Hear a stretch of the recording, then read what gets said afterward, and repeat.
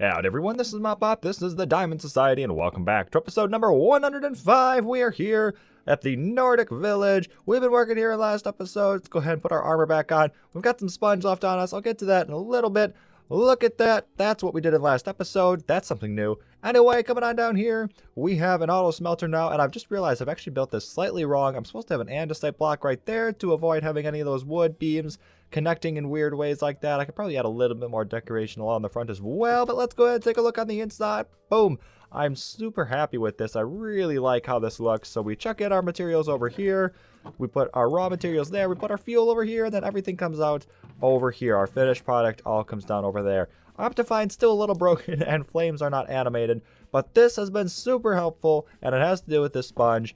Do we have our elytra on us? We do not. I have finished up a bunch of enchanting, and we've gotten basically, I think, mending on everything.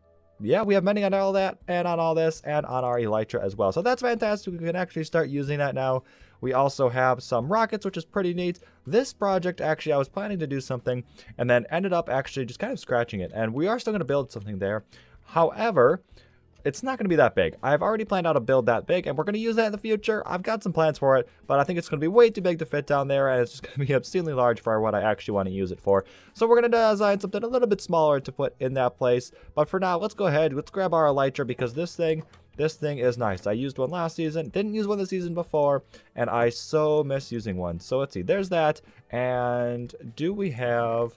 Okay, that's already over here. Let's put this sponge away. We have 63. We almost have a full stack. That's pretty neat. Anyway, I found that other sponge room at the Sea Temple, and that is what we got from it. So using these is much faster to get over there than elytra. At some point, I'll also have another portal to get over here, but we're not quite ready to put that in yet. I've been draining this thing. We have this big cylinder, and we don't actually have much of the water out yet, but I've started.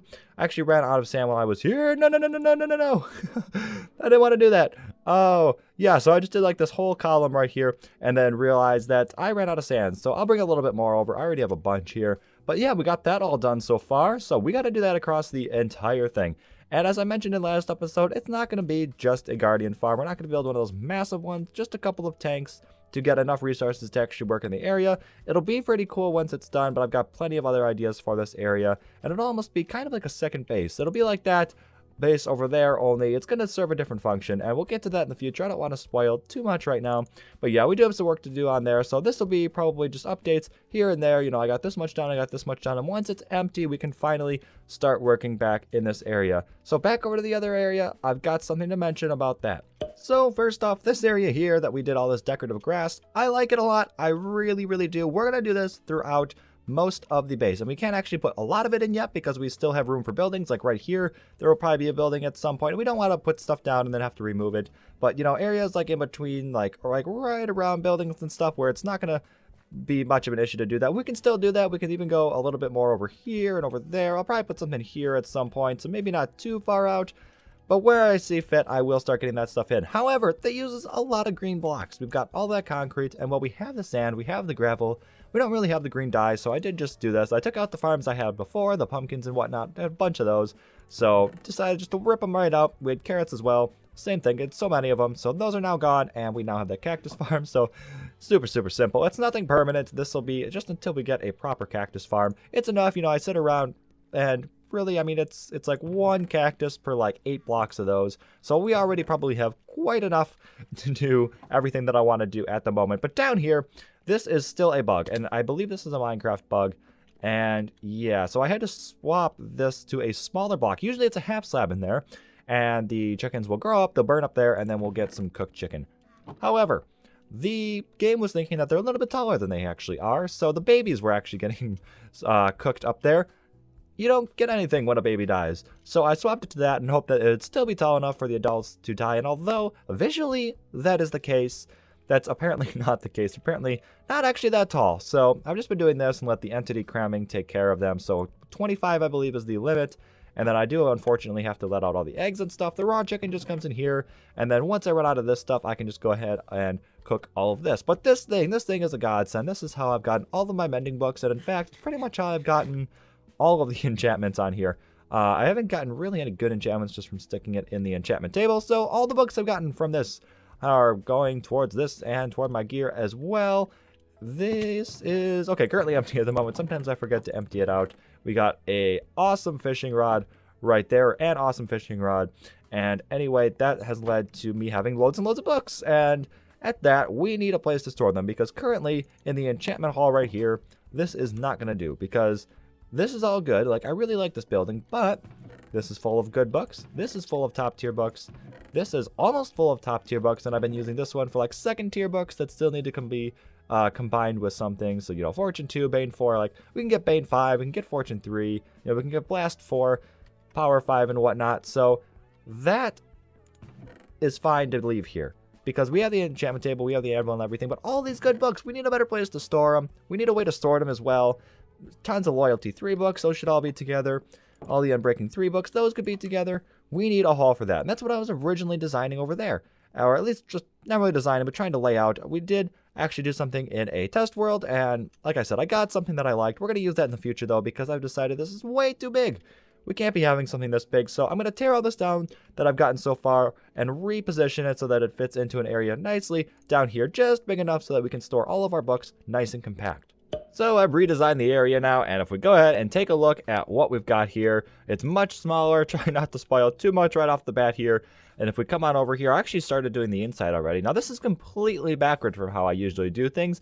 Generally, I build the building and then build what's left inside. This time I've done it completely backward. I mean, apart from just laying out how big it needs to be, I've done the inside and then went ahead and done the outside. And also different from what I usually do, we've now sunk into the ground versus being above ground, or at least just flat with it like every other building. This is actually the first time I've done this, so little bit interesting, I think, because you kind of come in at an angle, but you know what, I like it. I think it works together pretty well. We're obviously not done with the inside. You know, we're still gonna mount the torches. We got some blocks on the ground to take care of here, and then once we get some other stuff like over, we'll make it work. It'll look a lot better. We don't even have a door on here yet, let alone the rest of the building, but here we have all of the chests. There are 32 different books, and that's not including the 2 curses, which I don't bother keeping. So just did it alphabetical here from Aqua Affinity all the way through Unbreaking. And there was no need for like labeling, you know, how high the enchantment level is because we only keep the high ones in here. All of the little ones are stored back still up there, and all the bad ones that are just like, you know, maybe like loyalty mixed with punch or something weird like that, that'll all just be stored in like a garbage area over in the main storage unit. But yeah, very simple design so far. Like I said, we got more expanding to do, but 1 chest for each. Hopefully that's enough. I can't imagine having more than 27 of the same book. At that point, it's probably a little excessive. And we actually did omit 1 more book here. This is actually only 31. The 32nd one is right here. It's not labeled. This is the holy grail of books. That is the mending book chest. Didn't bother labeling it. Didn't really see fit where, you know, a good place would be. I was thinking about putting books under it as well, but you know what? I think it works like that, so maybe that'll change once we start doing other stuff, but so far, pretty pleased with what we've got. Is it just me, or does this roof look like a jester's hat? Just me? Probably. Anyway, let's take a look at the inside, because the outside is pretty much the same as every other building. The only real difference is being that we have 2 doors, and that the torches on the sides change height, and that's just because we're on the side of a hill here. Looking at the inside, it's pretty much the same. The roof is done the same as every other building, but the only things we've really changed are the torches on the sides. I had them like this with the fence posts, but then I thought we could add a little bit of greenery, so I added the leaves in there, jack-o'-lanterns underneath them to keep this place lit up. That works pretty well, I think, and a couple extra flowers up there at the top just to add a little bit of color in here because it was looking kind of bland. Same thing for the banners on the sides here, and I think I still have more to do. Maybe I'll add like another couple of leaves right here, maybe a couple of armor stands because this front area is looking fairly bland at the moment, and maybe even another flower up there. I've got some things to play around with, that's for sure. I was going to add cobwebs as well because, you know, it's kind of like a library, but there's not really a good place to put them, I think. I think it would look kind of out of place no matter where they go. So definitely still some things to play with. On the outside, I think I'll try to start doing the greenery. We've also brought the path around just to kind of eliminate some of those blocks right there. But we can put some of that greenery around here in between these 2 buildings. I'm going to avoid the back for now, however, because there's not really a defined edge to these places yet. I think we still have room for some more buildings. We're definitely going to put another one right here, and then we might even be able to fit another one back there or something. I'm not quite sure. If we do put something back here, maybe we could just put the path over here. and maybe link it up somewhere around here. I'm not entirely sure yet. That's certainly down the road. So nothing to worry about really, but I don't want to start messing around with the greenery back there. So certainly still some stuff to play with, but I think we're coming along pretty nicely so far. So I ended up adding the armor stand, and I used gold armor, and I thought it'd be a good time to come on over here and show you how I've actually been getting all the gold that I've been using for armor stands. This thing is absolutely fantastic. Now I only have one egg, so hopefully I do this correctly. I missed. Okay, well, let's hope a bow doesn't kill it then. And nope, I can't shoot either. Perfect. Okay, so we're going to come back here. We're going to hop up this, and everything comes in, and that is absolutely fantastic. So from this farm, obviously we get gold, but we also get zombie pigman heads, which is absolutely fantastic. I don't know what I'm going to do with them yet, but I'll find some use for them. And of course, we got a ton of XP along with it, so having mending on everything is absolutely fantastic. Here we have the front of the place. We have the armor stands in there, which actually disappeared depending on the angle you look at it, which is super weird. But I added another flower. I threw the leaves in there. Everything is fantastic. And I've also gotten all of the books in there, which is pretty cool as well. We have extra chests now as well. Books that apply just to the armor, and these are the ones that are made up of multiple. So for instance, for the helmet, these are not just one enchantment. They have multiple on them. So I just threw them in there. Those are specific to helmet. You can also have one specific to chestplate, boots, bows, swords, fishing rods, tridents, and then I added one for specific to tools, like ones you can put on all of them, like Unbreaking 3 and Efficiency or whatever. So that's fantastic. Everything's looking pretty good in here. We actually have a ton of knockback books. We have 7 of those, and I think it's Loyalty is the other one. Yeah, we have 7 of those as well, and we have no trident. But anyway, let's take a look at the outside because this place is coming along nicely. We have all of the greenery out there, so that is pretty neat. Let's go ahead, though, and let's see what this looks like from the sky, because that's really where it's going to count. Can we get up? There we go. So yeah, from the sky, it's looking a lot better than just having the plain grass there. Once we start to get other stuff around the area, it will look much better as well. One last thing, however, I did fix up the other building, the enchantment building, now that we don't need to store all those books in there.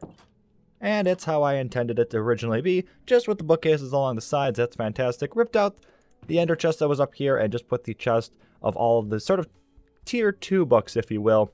And that is awesome. So as we start to get more, we can combine these and stick them on over there. But anyway, hopefully y'all have enjoyed. Go ahead and subscribe for more, and I'll see y'all next time.